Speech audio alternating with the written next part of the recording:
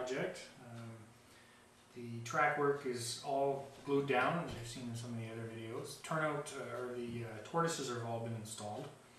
I've run the main bus wires are all run underneath the layout, and the feeders for the power routing of the frogs to the tortoise switch machines have all been added in. So where that leaves me is to install all the stationary decoders. I've kind of waffled back and forth over the last few months of how I'm going to operate the layout.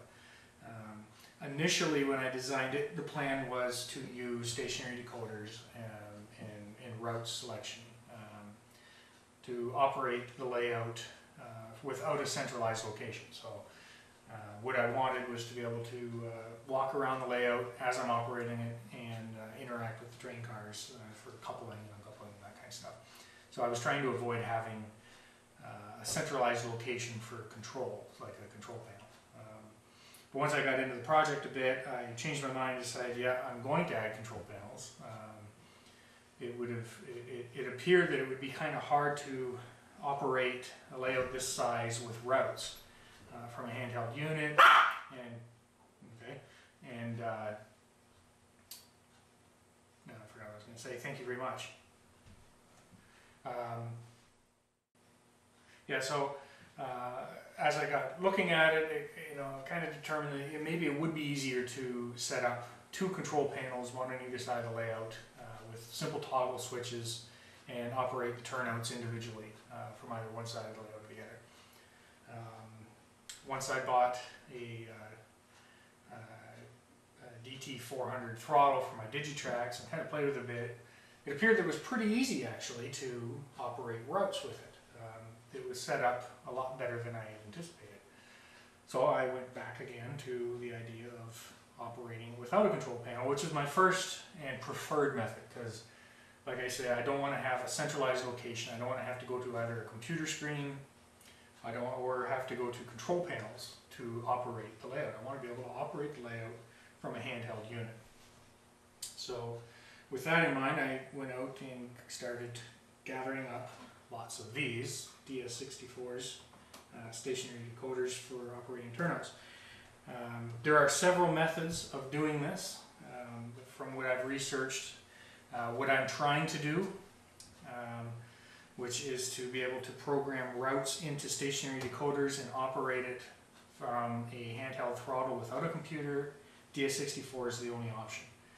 None of the other systems can do it, as far as I know.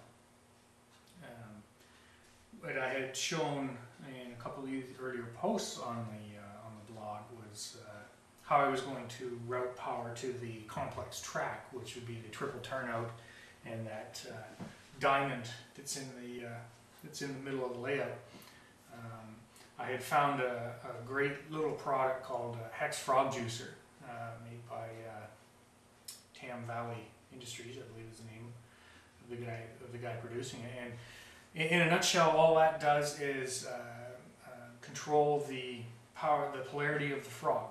The frog is isolated from a turnout. When a train comes in contact with the frog, if the polarity is the wrong way, it'll switch to the right way. Simple as that. One of these units will operate 6 frogs. So all you do is you run a feeder up to the frog of the turnout, put some track power into the unit. As the train hits the frog, it switches it. It does it instantaneously and seamlessly in the background. Works great with sound units. Doesn't make any noises. Works good.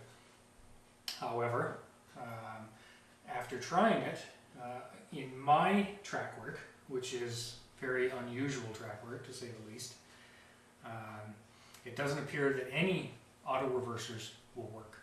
Because what happens is when you have multiple frogs in a row, in which I have on 2 sections of the layout, where you have one switch frog followed by another switch frog and by another switch frog and so on, without space between it.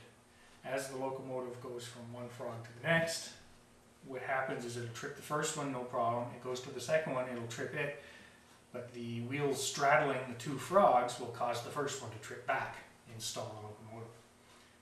So that it's not an option for this kind of track work where I've got multiple frogs in a row to use that unit, which is too bad because it saves a ton of work.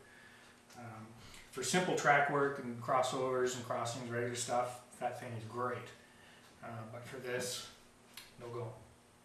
So a whole lot of head scratching had to be done to figure out a way of operating this track work to make these frogs work the way they're supposed to work without having to build a gigantic panel with diode matrices and everything, lots of complicated logic.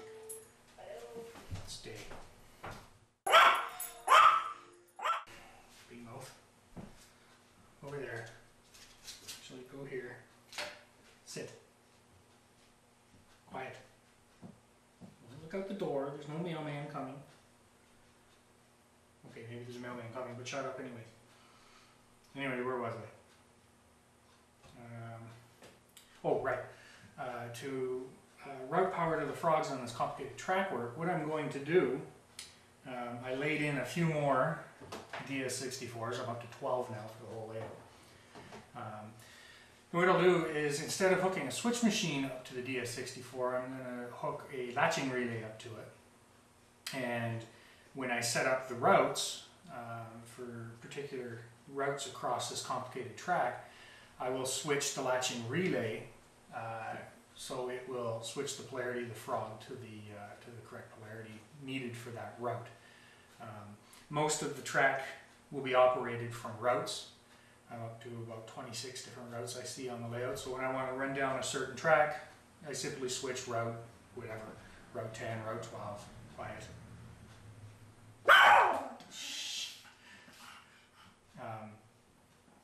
That'll work great. I've given it a try, no problem. It just means a little bit more wiring, adding in the extra relay, and adding in the routes. So that's all very doable. It just has to be done. So that's kind of where I am right now. What I've done is I've got all my DS-64s laid out in front of me. I've labeled every output for the corresponding switch machine or relay that it's going to drive. I'm going to run power from each switch machine that's been installed back to the 64s, where I can do my programming right here in front of me, because you need to be able to access these things to do the programming to set up the routes. I'll do all that, get it working, confirm that it operates the way that I want, then I'll install the DS-64s underneath the layout, screwed in place, and trim up all the wiring. Then it should be running. So when I get that done, I will make another little video of the layout running, and if all goes well, that'll take me a couple of days, and I'll hopefully meet my goal of getting this thing going for the trade show in Hartford.